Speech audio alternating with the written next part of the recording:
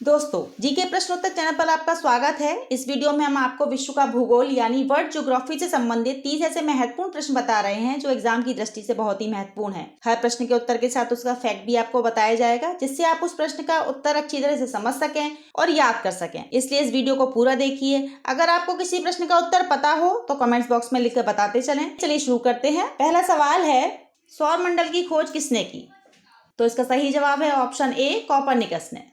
बता दें, सौर मंडल की खोज कॉपरनिकस ने की थी। वर्ष 1543 में सबसे पहले निकोलस कॉपरनिकस ने खोजा कि सूर्य ब्रह्मांड के केंद्र में है, ग्रह इसकी परिक्रमा करते हैं। इसे सूर्य केंद्रीय सिद्धांत भी कहा जाता है। देखते हैं अगला सवाल, हमारे अंतरिक्ष में कितने तारामंडल कॉन्स्टिलेशंस हैं? तो इसका सही जवाब है option C, 89। International astronomical union IAU के अनुसार आकाश में कुल 88 तारामंडल हैं। इनमें से सबसे बड़ा तारामंडल सेंटोरस है। इसे तारामंडल में 94 तारे हैं। तो इसका सही जवाब ऑप्शन सी, 89 करेक्ट है।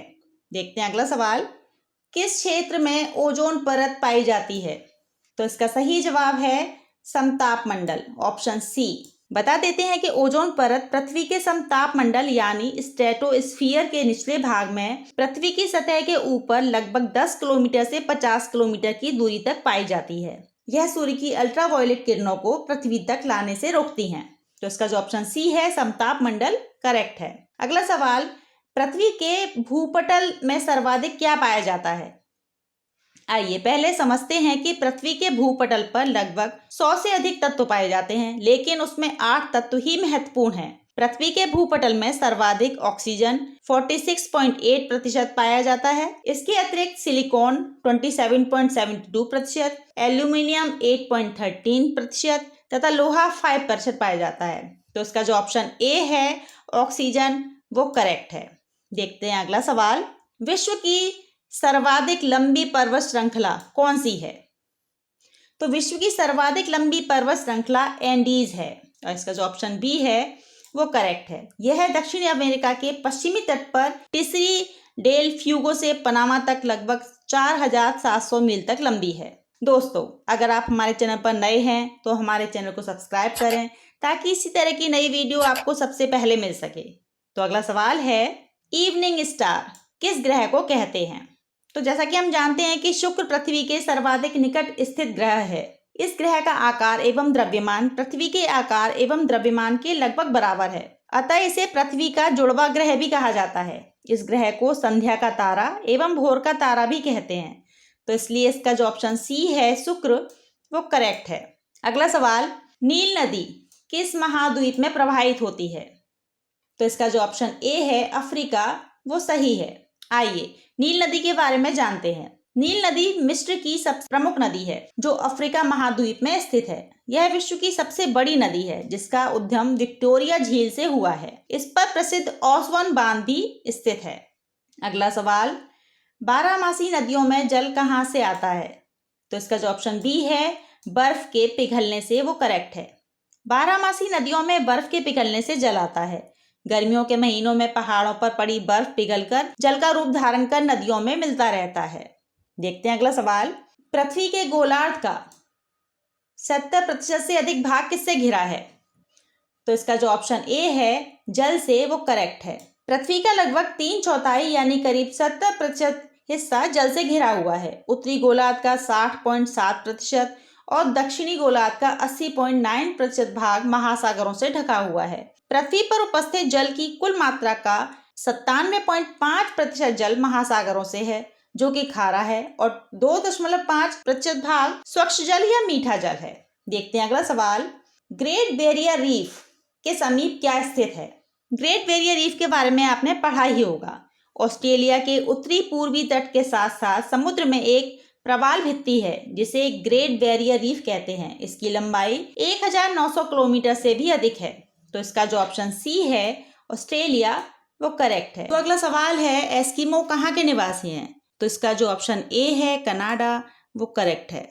बता दें कि एस्किमो कनाडा के मूल निवासी हैं जो मंगोलाइट प्रजाति के होते हैं। उत्तरी ध्रुवीय क्षेत्र के चारों ओर ग्रीनलैंड से लेकर पश्चिम में अलास्का और बेरिंग जल डमरू मध्य के पार साइबेरिया के उत्तरी पूर्वी क्षेत्र तक एक पतली पट्टी के क्षेत्र में ये पाए जाते हैं। देखते हैं अगला सवाल, किस खनिज के द्वारा लोहा प्राप्त किया जाता है? हम आपको बताते हैं कि प्रकृति में लोहा बहुत अधिक मात्रा में प्राप्त होता है, पर यह मुक्त अवस्था में नहीं मिलता। मुख्यतः यह हेमेटाइट, मैग्नेटाइट एवं सिडेराइट खनिज द्वारा प्राप्त किया जाता है। तो इस प्रश्न का जो ऑप्शन डी है, हेमेटाइट, वो करेक्ट है। विश्व में एल्युमिनियम का सबसे बड़ा उत्पादक देश कौन सा है? तो इसका जो ऑप्शन सी है वो करेक्ट है, चीन। एल्युमिनियम का सबसे बड़ा उत्पादक देश चीन है। इसके बाद रूस तथा भारत का नंबर आता है। अगला सवाल देखते हैं, ब्राजील के पठार के पास के मैदानों को क्या कहते हैं? तो इसका जो ऑप्शन बी है, कंपोस, वो करेक्ट है। ब्राजील के पठार के पास के घास के मैदानों को कंपोस घास मैदान कहते हैं। यह सवाना घास मैदानों का ही एक प्रकार है जो भूमध्य रेखीय वर्षा वनों के उत्तर एवं दक्षिण में पाए जाते हैं। अगला सवाल, पनामा नहर किसको जोड़ती है? तो इसका सही जवाब है प्रशांत महासागर एवं अटलांटिक महासागर को। ऑप्शन जो बी है इसका वो करेक्ट है। पनामा नहर के बारे में हम जानते हैं कि यह उत्तरी अमेरिका को दक्षिणी अमेरिका से अलग करता है। यह अटलांटिक महासागर और प्रशांत महासागर को मिलाती है। इसके दोनों सिरों पर कोलन अटलांटिक महासागर में और पनामा प्रशांत महासागर में बंदरगाह स्थित है। देखते हैं सवाल नंबर 16। सीन नदी किस नगर से होकर बहती है?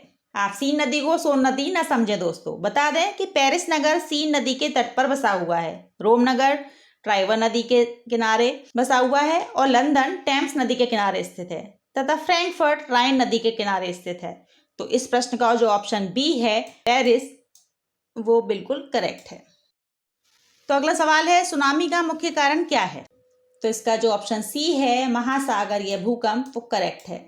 सुनामी के उत्पन्न होने का सर्वप्रथम कारण महासागरीय भूकंप है। सुनामी वे सागरीय तरंगें होती हैं जो महासागर में भूकंप, भूस्खलन अथवा ज्वालामुखी उद्गार जैसी घटनाओं से पैदा होता है। वास्तव में सुनामी एक तरंग नहीं बल्कि तरंगों की एक श्रृंखला है। देखते हैं अगला सवाल, सौरमंडल का सबसे चमकदार ग्रह कौन सा है?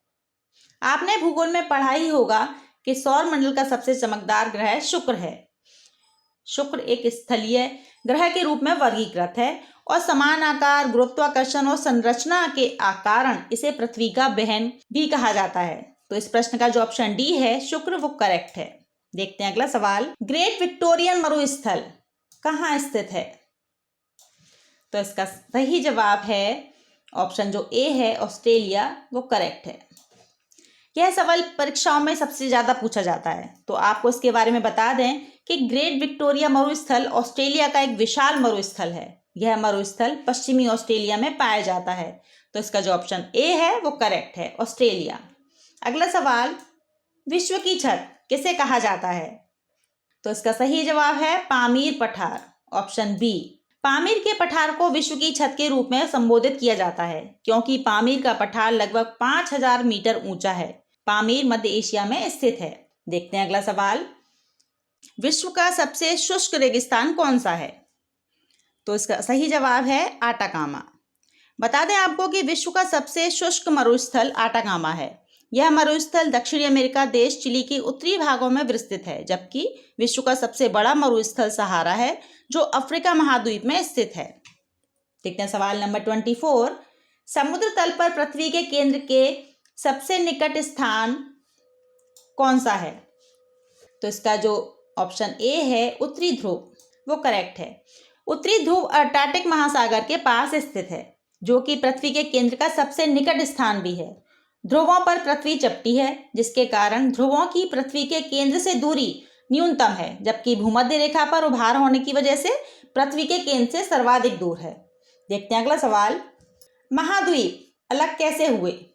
तो हम जानते हैं कि प्लेट विवर्तनिकी सिद्धांत का प्रतिपादन 1962 में हैरी हेंस ने किया था, किंतु इस वैज्ञानिक व्याख्या का श्रेय WJ मॉर्गन को दिया जाता है। यह सिद्धांत महाद्वीपीय प्रवाह, समुद्र तली प्रसारण, ध्रुवीय भ्रमीकरण, द्वीपीय चाप तथा महासागरीय कटक इत्यादि पर प्रकाश डालता है। प्लेटें महाद्वीपीय व महासागरीय स्थल मंडलों से मिलकर बनी हैं। तो इसका जो ऑप्शन बी है, विवर्तनिक क्रिया से, वो करेक्ट है। देखते हैं अगला सवाल, पृथ्वी के कोड में सर्वाधिक पाए जाने वाले तत्व कौन से हैं? तो इसका जो ऑप्शन बी है निकल और फेरस वो करेक्ट है। ऑप्शन बी, पृथ्वी के कोर में सर्वाधिक निकल तथा लोहा की प्रधानता होती है, इसीलिए इस परत को निफे कहा जाता है। यह पृथ्वी की तीसरी तथा अंतिम परत होती है। देखते हैं अगला सवाल, दक्षिणी गोलार्ध में सबसे बड़ा दिन कौन सा होता है? तो आपको बता दें कि 22 दिसंबर, इसका जो ऑप्शन बी है वो करेक्ट है। 22 दिसंबर की स्थिति में दक्षिणी ध्रुव सूर्य के सम्मुख होता है और सूर्य मकर रेखा पर लंबवत चमकता है, जिससे यहाँ ग्रीष्म ऋतु होती है। इस स्थिति को मकर संक्रांति कहते हैं। इस समय उत्तरी गोलार्ध में सूर्य तिरछा चमकता है, जिससे दिन छोटा व रातें लंबी होती हैं और गर्मी कम होने की वजह से जाड़े की ऋतु होती है तथा दक्षिणी गोलार्ध में सबसे बड़ा दिन होता है, इसीलिए जो ऑप्शन बी है 22 दिसंबर वो करेक्ट है। देखते हैं सवाल नंबर 28, विश्व का कौन सा देश मुलायम लकड़ी एवं लकड़ी की लुगदी का सबसे बड़ा उत्पादक एवं निर्यातक है? तो इसका जो ऑप्शन डी है कनाडा वो करेक्ट है। कनाडा मुलायम लकड़ी एवं लुगदी का सबसे बड़ा उत्पादक एवं निर्यातक है। इसके बाद सोवियत संघ, चीन, ब्राजील और भारत का स्थान भी आता है। आपको पता ही होगा कि नॉर्वे को उगते सूरज का देश भी कहा जाता है। देखते हैं अगला सवाल, सौर मंडल का सर्वाधिक गर्म ग्रह कौन सा है? तो इसका जो ऑप्शन बी है शुक्र वो करेक्ट है। इस प्रश्न से संबंधित फैक्ट यह है कि सौरमंडल का सबसे गर्म ग्रह शुक्र है, जिसका औसत तापमान 475 डिग्री सेंटीग्रेड है। शुक्र के वायुमंडल में कार्बन डाइऑक्साइड की मात्रा 90 से 95% तक होने के कारण यह अत्यधिक गर्म होता है। इसे सुबह का तारा एवं शाम का तारा भी कहा जाता है। देखते हैं अंतिम सवाल, भारत में जनसंख्या वृद्धि के इतिहास में कौन सा वर्ष महाविभाजन का वर्ष कहलाता है? तो इसका जो ऑप्शन डी है 1921 वो करेक्ट है। भारत में जनसंख्या वृद्धि के इतिहास में 1921 के वर्ष को महाविभाजन का वर्ष माना जाता है। इस प्रश्न के उत्तर को अच्छी तरह से रट लें, क्योंकि यह सवाल अक्सर पूछा जाता है। तो दोस्तों, विश्व का भूगोल के इन सवालों को पढ़कर आपको कैसा लगा कमेंट्स में लिखकर बताएं। इसी तरह की नई वीडियो के लिए हमारे चैनल को सब्सक्राइब करें और वीडियो अच्छा लगा हो तो लाइक और शेयर जरूर करें। चलिए मिलते हैं एक नई वीडियो में।